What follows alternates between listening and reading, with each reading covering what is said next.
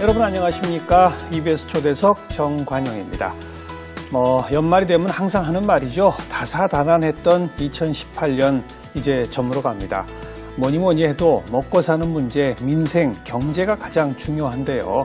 얼마 전에 우리 경제 투톱, 경제 수장들이 또 교체가 되고 지금 경제 지표들이 안 좋다 이런 얘기도 들리면서 내년 경제는 좀 어떨까 궁금증들 많으시죠? 네, 그래서 오늘 KDI 한국개발연구원의 최정표 원장을 초대해서 지금 현재 우리 경제 진단도 해보고요. 내년 전망 말씀 좀 듣도록 하겠습니다. 최 원장님 어서 오십시오. 네, 안녕하세요. 네. 반갑습니다.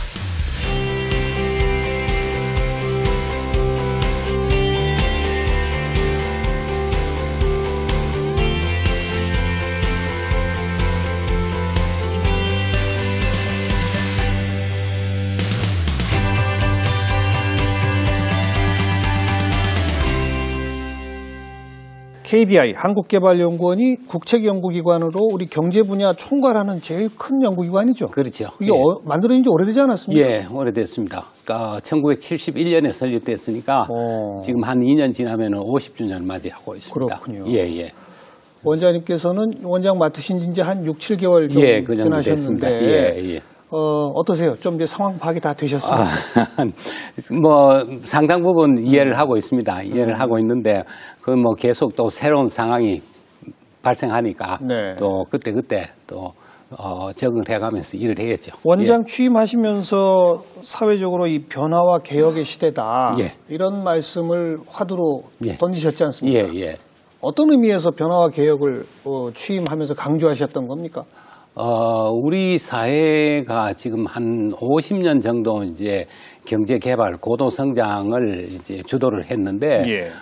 지금은 이제 3만 불, 1인당 소득 3만 불 시대를 이제 맞이해서 이제 거의 선진국에 들어왔다고 볼 수 있겠죠. 예. 그러니까 이제 과거 50년 고도 성장기에 어떤 이런 이제 그 틀에서 벗어나서 새로운 선진국의 이제 생활 패턴으로 가야 되기 때문에 이런 의미에서 이제 변화와 개혁의 시대, 새로운 이제 경제 체제를 만들고 네. 새로운 시대에 이제 맞춰서 나가야 된다 하는 의미에서 변화와 개혁의 시대다. 특히 이제 경제 측면에서 그런 말씀을 드렸습니다. 큰 틀에서는 말씀처럼 지난 50년을 이렇게 묶어볼 수도 있겠습니다만, 근데 저는 50년 전체가 하나의 성장기였다고 말하는데 조금 선뜻 동의하기 어려운 게 20년 전 IMF가 터지면서 그렇죠. 우리 경제에 질적인 변화가 한번 생기지 않았습니까? 특히 또 최근 한 10여 년은 고도 성장은커녕 저성장의 늪에 이미 빠져 있는 게 아닌가 이런 생각을 지울 수가 없는데요. 그 점은 어떻게 보십니까? 예, 맞습니다.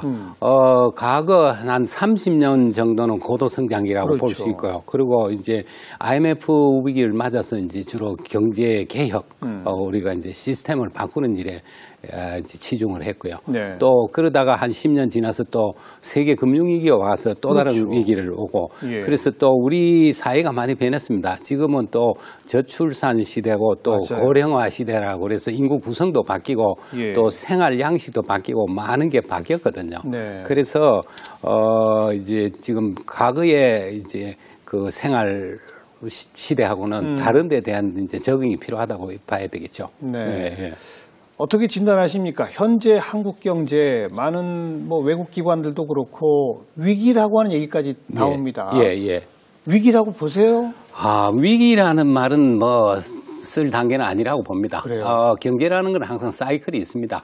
좋은 시절이 있고 안 좋은 시절이 있고 그런데 지금은 이제 좀 사이클상 피크에서 좀 주춤주춤하고 하는 단계라고 봐야지 이걸 위기다라고 진단할 단계는 아니고 상당히 좀 경기가 좀 둔화되고 조금 어려워지고 있는 상황이다. 이런 정도로 표현하는 게 적절하지 않을까 생각합니다. 혹시 국책연구기관 수장을 맡으셔서 위기란 말을 극구 부인하시는 거 아닌가요?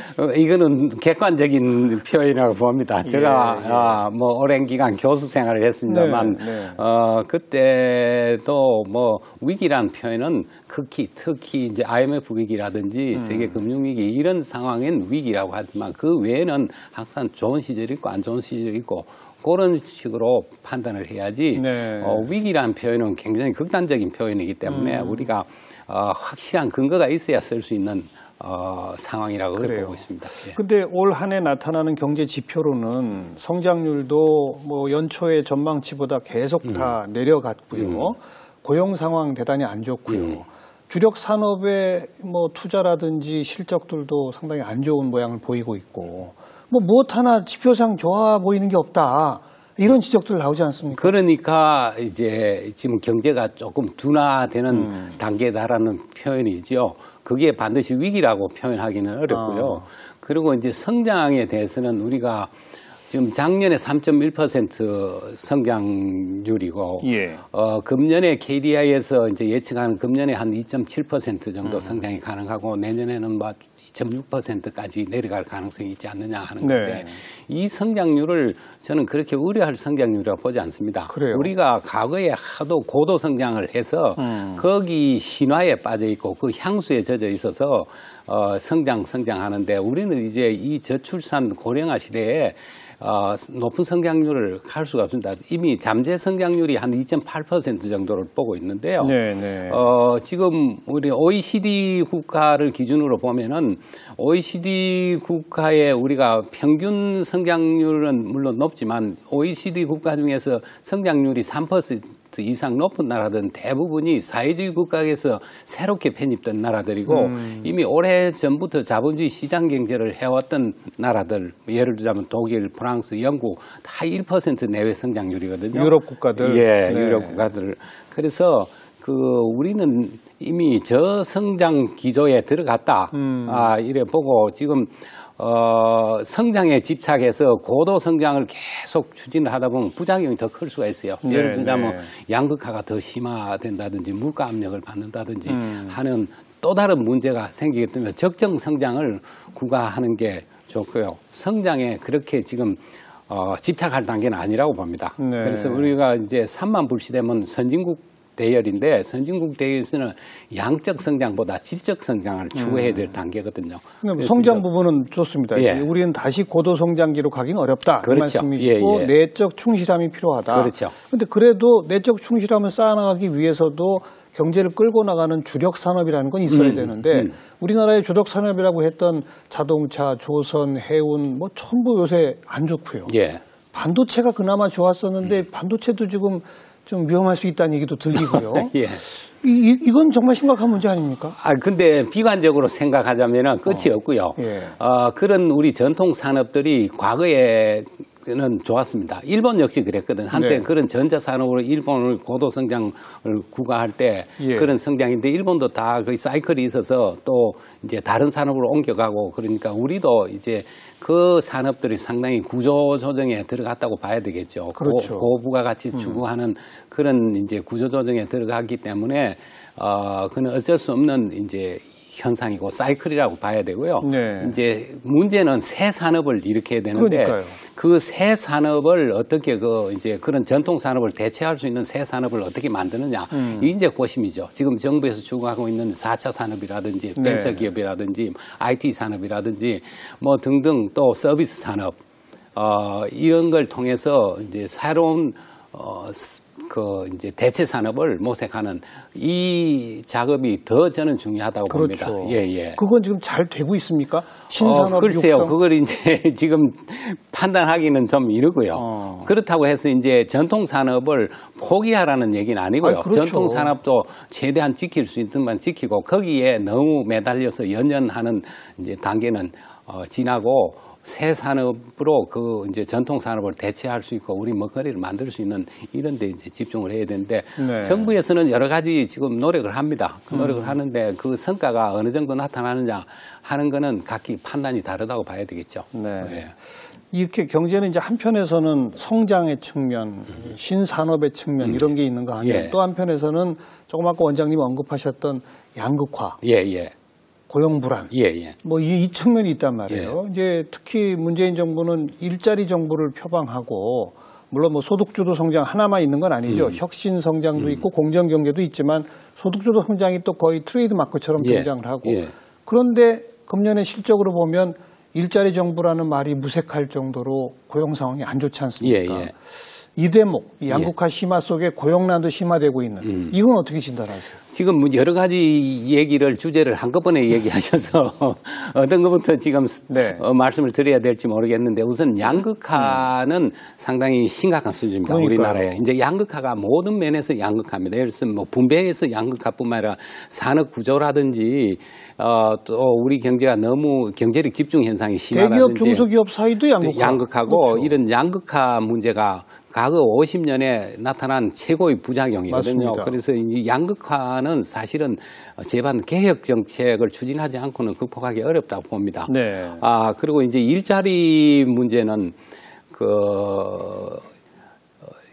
통계상 고용은 좋지 않습니다. 그건 사실이고요. 그래서 그 요인은 여러 가지에서 찾을 수는 있습니다.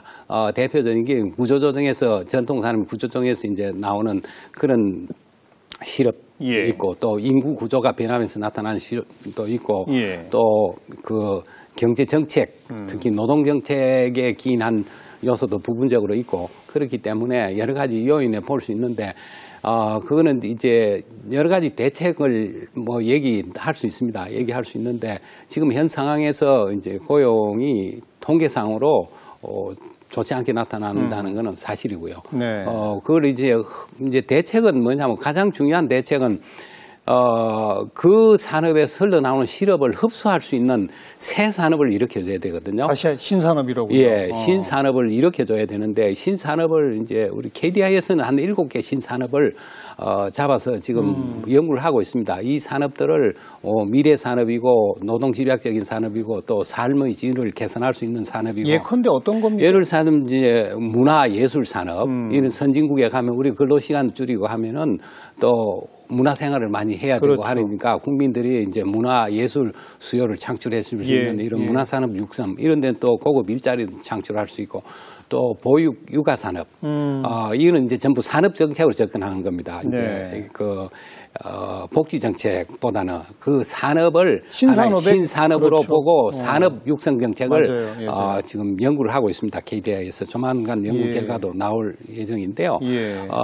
최근 유치원 문제가 상당히 사회 문제가 되고 있는데 사실 저출산이라도 아기 키우기 힘들다는 게 그런 육아 보육 산업이 아직 우리가 선진화되어 있지 못하는 거거든요. 이런 산업을 선진화시키고 또 우리 고령화 시대에 앞으로 이제 간병 요양 산업 이런 것도 앞으로 수요가 많을 산업이고 당연하죠. 우리가 키워야 될 산업, 또 교육 산업, 또 보건 의료 산업, 관광 레저 산업 이런 데가 다 미래 선진국 가면은 그 비중이 높아져야 될 산업이거든요. 그러니까 우리 인구 구조나 사회 변화를 좀 내다보고 육성해야 할 영역을 주로 건드리고 계신 거 아니에요? 그렇죠, 맞습니다. 예. 그리고 우리가 미래에 선진국 수준으로 가면서 꼭 필요한 산업, 그러니까요. 이런 산업을 이제 정부가 재정을 투입해서 집중적으로 좀 육성을 하면은 거기 양질의 일자리가 많이 창출이 되거든요. 그리고 우리가 또 선제적으로 투자를 해서 키워나갈 필요가 있다. 그래서 이런 산업이 잘 되고 있는 세계 선진국을 벤치마킹해서 우리가 이제 새롭게 설계 디자인해서 좀 재정 투입해서 그런 산업을 육성해야 될 필요가 있다 하는 게 우리 연구원에서 지금 연구를 하고 주장을 하고 있습니다. 전임 박근혜 정부 때는 창조경제, 지금 문재인 정부는 4차 산업혁명 위원회도 만들어서 이야기하고 그러는데 저는 KDI가 신산업, 신성장 산업 그래서 저는 주로 그쪽이 아닐까 했는데 그쪽이 아니라 진짜 문화예술, 보육, 육아, 간병, 요양, 보건, 의료 그야말로 관광외죠. 그러나 앞에 말한 4차 산업혁명이나 이런 부분은 어떤 의미에서는 기존의 대기업들이 좀 할 수 있는 거라면 이거는 정말 정부가 관심 갖고 해야 할 영역들이라고 보여지네요. 사회 서비스하고도 관련 깊은 거고요. 직접 관련이 있습니다. 그렇죠. 특히 보육, 육아, 간병, 요양은 사회 서비스하고 연결이 되는 산업이고 교육도 지금 여기서 얘기하는 교육 산업은 학교 교육이 아니고 학교 교육은 교육부에서 또 교육 정책이 있는 거고 이거는 평생 교육 그리고 또 그 일자리 학교에서 재교육 시키는 교육 이런 교육이고요. 관광 레저 산업은 앞으로 우리나라가 굉장히 기반이 좋은 나라거든요. 그래서 일본이 지금 관광객이 몰려오는 나라인데 우리가 관광 인프라가 강원도라든지 나중에 남북 관계 개선이 되고 하면은 금강산 이북까지 연계해서 하면은 우리는 사계절이 분명하고 그러면 외국 관광객도 많이 유치할 수 있는 그런 환경이 돼 있기 때문에 이런 데 집중적으로 투자해서 육성을 하면은 앞으로 새 먹거리가 될 수 있는 산업이죠. 네. 그래서 서비스 산업 선진화가 상당히 그리고 절대적으로 필요한 영역이다 이렇게 생각합니다. 그러니까 어차피 우리 경제는 이제 상시적인 구조 조정이 불가피하니까 네. 일자리 잃고 빠져나오는 사람들은 항상 생길 수밖에 없다. 예. 이 사람들을 흡수할 수 있는 신영역. 맞습니다. 이거에 이제 연결이 돼야 되는데 예. 지금 연결이 안 되고 있죠. 지금은 이제 시작 단계죠. 예. 정책적으로 예. 아직 시작도 못한 단계이기 때문에 앞으로 그런 방향으로 가야 돼. 이제 연구원의 일이라는 건 선제적으로 우리가 이제 방향을 제시해주고 네. 또 그런 방향을 설계를 해주고 하는 KDI가 지금까지 해온 일이거든요. 과거에 경제개발 5개년 계획도 만들고 설계하고 예. 또 경제개혁, 금융실명제나 이런 것도 KDI가 선제적으로 해준 거니까 네. 이것도 이제 그런 차원에서 KDI에서 앞으로 추진을 해야 될 사업 중에 하나를 지금 말씀드린 겁니다. 양극화하고 이제 고용의 측면까지 얘기했고 양극화에서 또 하나는 이제 분배 측면의 부분에 예. 문재인 정부가 뭐 강조한 게 최저임금 인상하고 근로시간은 단축하고 이게 이제 이상적으로 작동을 하면 최저임금이 인상되면 국민 대다수의 벌이가 좋아지니까 그걸 또 소비로 연결하면 내수도 창출이 돼서 경제 활성화에도 도움이 되고 또 근로시간 단축을 하면 그만큼 또 뭐 내수의 소비도 더 늘어날 수 있는 시간적 여유를 줌과 동시에 신규 일자리로 사람들 좀 더 뽑아라. 뭐 이렇게 이게 잘 돌아가면 그렇게 되는 건데 맞습니다. 이게 잘 돌아가지 못하는 여건이다 보니 최저임금으로 고통받는 영세 자영업자나 중소기업 같은 데서 오히려 일자리가 준다는 얘기가 나오고 일자리가 근로시간 단축을 했지만 사실 중소기업 노동자들은 그것 때문에 난 수입이 오히려 줄었다. 오히려 난 야근하고 싶다. 사람은 더 안 뽑아준다. 뭐 이런 형편이고 이것도 약간의 그 정책의 이상과 현실사의 충돌 아니겠습니까? 모든 경제 정책은 긍정적인 효과도 있고 부정적인 효과가 다 있습니다. 플러스 마이너스 다 나타나는 거거든요. 그게 이제 긍정적이고 그 정책의 혜택을 보는 사람들은 말이 없습니다. 반면에 그 정책을 피해를 보는 사람들은 굉장히 크게 말을 하기 때문에 그쪽이 상대적으로 부각이 되는데 예를 들자면은 최저임금도 최저임금을 혜택을 본 그 근로자들은 500만, 600만 됩니다. 밑에서 끌어올리기 때문에 당장 올라갔죠. 올라가는데 이제 그 과정에서 이제 오히려 이제 직장을 잃은 사람들, 그러니까 올리면은 여기 다 밀려서 올라가는 게 아니고 이렇게 빠지는 사람들이 어렵게 되고 또 직장을 잃었다든지 그런 사람들 또는 그 최저임금에 부담이 되는 영세 사업자들 이런 사람들은 고통을 당하는 거죠. 그러니까 또 그걸 구제할 수 있는 보완적인 정책이 또 같이 가야 됩니다. 그러니까 그게 이제 시간이 걸리는 거죠. 그래서 그 사이에 이제 고통을 당하는 분들이 굉장히 안타까운 일인데 정부는 그걸 또 동시에 시행을 해서 좀 조정 기간이 거쳐서 모두가 그 혜택을 볼 수 있는 방향으로 가야죠. 이제 근로시간 단축도 마찬가지입니다. 우리가 한 15년 전에 시행했던 주 5일 근무제는 지금하고는 비교가 안 되게 엄청난 부작용이 있고 저항이 많았죠. 그렇죠. 근데 그걸 15년 불과 15년 전인데 만약에 그 정책을 시행을 안 했으면 지금 어떤 상황이 됐겠습니까? 그러니까 어차피 선진국으로 가기 위해서는 가야 될 방향입니다. 그 방향에 일시적으로 부작용이 있고 그 이제 마찰이 있는 기간 이걸 어떻게 슬기롭게 극복을 하느냐 하는 게 이제 정책 당국자나 우리 연구원에서 연구를 하고 시행을 해야 될 그런 과정이 아닌가 생각합니다. 좀 더 큰 틀로 가면 문재인 정부의 경제정책은 세 가지 축으로 이루어지지 않습니까? 소득주도 성장, 그리고 혁신성장, 그리고 공정경제. 근데 일각에서 좀 비판적으로 보시는 분들은 이렇게 서로 따로따로 칸막이가 쳐져가지고 이게 유기적으로 연결되고 결합된 정책이 잘 나오지 못했다. 이런 지적을 하거든요. 원장님은 어떻게 보십니까? 그거는 언론이 하는 얘기라고 봅니다. 어때 정책이 다 연계돼 있는데 누가 그걸 독립적으로 담당해서는 할 수는 없고요. 언론에서 아마 그런 분류를 하고 그런 기사를 썼는지는 모르겠습니다만 다 그게 모든 게 연결이 되어 있습니다. 소득주도 성장이라는 걸 비판을 많이 하는데 소득주도 성장이라는 거는 그거의 하나의 그릇입니다. 그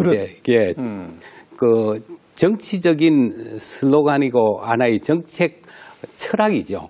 그리고 그 그릇에 무수히 많은 구체적인 정책 수단을 담을 거예요. 네. 그게 이제 그 중에 하나 담은 게 많은 것 중에 하나가 아마 최저임금이고 그렇죠. 이런 제도인데 거기 긍정적인 효과도 많은데 거기서 나타나는 이제 긍정적인 효과를 혜택을 보는 분들은 침묵하니까 이제 거기서 피해를 보는 분들은 또 그 고통을 호소하니까 예. 이제 그게 이제 일종의 사회 문제가 됐는데 그게 이제 그 이전 정부를 볼 때 MB 정부의 비즈니스 프렌들리라든지 또 이 박근혜 정부 때의 창조 경제라든지 이런 게 다 하나의 정책 슬로건이거든요. 그리고 또 하나의 그릇이죠. 그렇지, 그릇이죠. 네, 그릇 네. 속에 담는 거죠. 담는 거기 때문에 그 소득 주도 성장 그 자체를 그렇게 비난할 이유는 왜냐하면 국민의 소득을 증가시켜주고 그 특히 저소득층의 소득을 증가시켜서 우리가 고르게 잘 살면서 성장할 수 있는 예, 그런 예. 그 경제 철학을 얘기하는 거지. 그게 뭐 학술적인 용언이 아니니 이런 거는 부질없는 논쟁이고요. 학술적 용어로 만들면 학술적 용어가 되는 거고 그 안에 어떤 정책을 효율적으로 담아서 그 효과를 내느냐 하는 그게 이제 중요하다고 봅니다. 네. 그리고 이제 아까 혁신성장, 공정경제 이래 됐는데 이게 유기적으로 가느냐? 그 이제 가야 되는 건데요. 예. 지금 제가 볼 때는 아쉽게도 공정경제가 제일 안 돼 있는 부분입니다. 왜냐하면 공정경제라는 거는 사실은 공정한 경쟁의 룰을 만들고 우리나라 경제의 최대 지분과 경제를 장악한 지배자는 재벌 개혁인데, 그렇죠. 재벌인데 그 재벌 개혁이 거의 시작도 안 된 단계거든요. 예. 그래서 공정경제가 안타까운 상황이지. 혁신 성장은 나름대로 정부가 많은 이제 정책을 쏟아내고 있는데 혁신 성장이라는 거는 사실 그 성과를 파악할 수, 이거는 눈에 보이는 게 아닙니다. 그거는 기술 진보라든지 여러 가지 혁신이라는 그 결과를 가시적으로 볼 수 없는 거기 때문에 네. 그 성과를 판단을 할 수 있는 어떤 이 지수가 있는 게 아니거든요. 그래서 혁신 성장은 언제나 끊임없이 추구해야 되는 겁니다. 그렇죠. 그래서 아까 쭉 언급한 신산업 육성 등등이 그것도 다 혁신이고 그거죠. 다 예. 혁신이죠. 예. 그래서 이 세계는 좀 조화롭게 잘 움직여 가면은 저는 그 서로 연계돼서 시너지 효과를 낼 수 있으리라고 기대를 하고 있습니다. 공정경제를 또 어떤 분은 그러더라고요. 노골적으로 대기업, 중소기업, 재벌과 하청업체들 사이에 기술 탈취라든지 하도급 단가 후려치기라든지 이런 것만 안 해도 그러면 중소기업이 기술 개발에 더 투자할 수 있고 그럼 중소기업 자체가 국제 경쟁력을 갖고 그게 혁신성장 아니냐. 다시 말하면 공정경제를 만드는 것이 혁신성장을 도와주는 거다. 이렇게 연결되는 거다. 이런 논리도 펴더라고요. 맞죠. 그렇죠. 네. 그렇게 하는데 지금은 재벌이라는 극소수의 기업 집단들이 우리 경제의 7, 80%를 다 장악하고 있는 실정이기 때문에 그러니까요. 거기에 대한 우리가 변화를 예. 모색하지 않고는 예.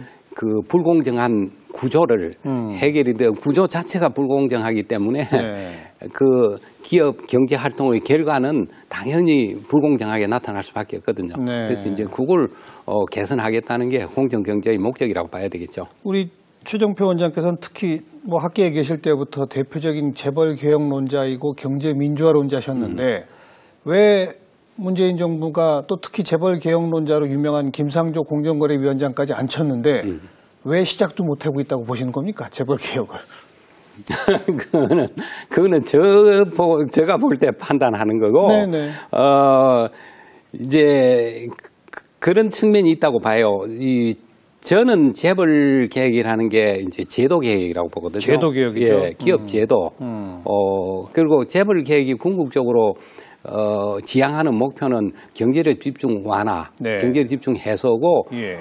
경영 투명성 제고, 그렇죠. 소위 말해 기업 내부에서 황제 경영이라든지 세습 경영이라든지 이런 걸 해결해서 예. 경영 투명성을 제거하고 이 두 개 목적을 추구해야 되는데 지금 그런 목적은 제도 개혁 없이는 힘들거든요. 그러니까 맞아요. 법을 바꿔야 되거든요. 네. 그러니까 이제 그 법을 바꾸는 작업이 지금 국회에서 지금 걸려있다. 입법은 여러 가지가 제시되어 있지만 통과가 안 되고 있는 상황도 있고 또 우선에 또 현 상황이 여러 가지 예를 들자면은 이제 고용 문제라든지 예. 또 역동성 경제 역동성 이런 게 또 처지고 하니까 그런 문제 때문에 좀 이 재벌 계획이 뒷전으로 밀린 거 아니냐 하는 저 나름의 생각은 그렇습니다. 네. 네. 또